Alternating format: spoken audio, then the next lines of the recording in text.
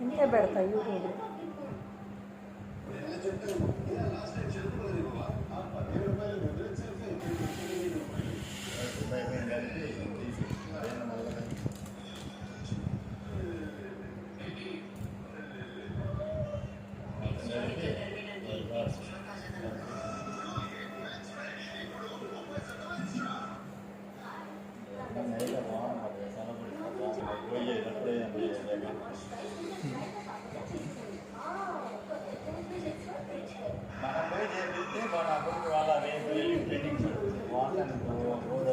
డబ్బులు చేసే పర్లేదు వాళ్ళు కూడా